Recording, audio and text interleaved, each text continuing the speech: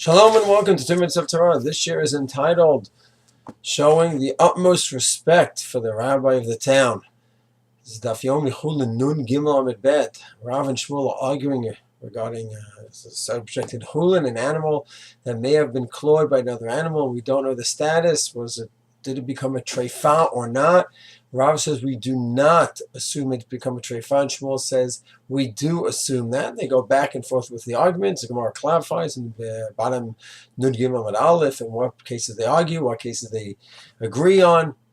And on Nun Gimel Bet it says, wait a second, Rav was in the town, and they asked him about the birds that were in this question, whether whether they were clawed or not, and whether they're treif or not. And instead of saying, no, they're fine, he said, go to Shmuel, bring him to Shmuel. And Shmuel Baskin, no, they're problematic.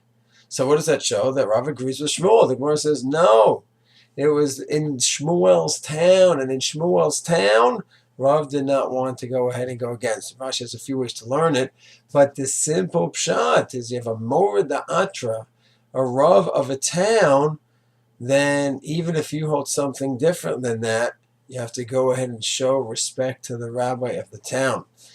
And it's such an important halacha over here to have a Morid Asra. Nowadays we don't really have such a phenomena because in all the towns we have so many different rabbis, but it used to be you'd have a town, a shtetl, and then you have the rabbi, and it's crucial that everyone has the utmost respect for that rabbi. And another rabbi has to be able to be mature enough to back off, even if he's convinced one way. There's a phenomenon, there's a halachic status of a Morid Da'asra, a Rav Da'asra of the town, and that's it. Here, Rav was willing to go ahead and paskin differently. If he didn't paskin, he just sent them to Shmuel. Because yes, in his halachic world, the animals were totally fine.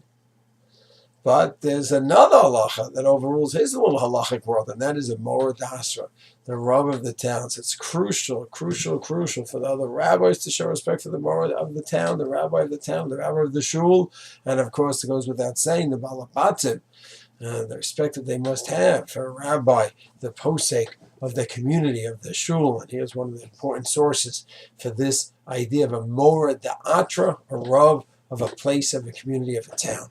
Shalom.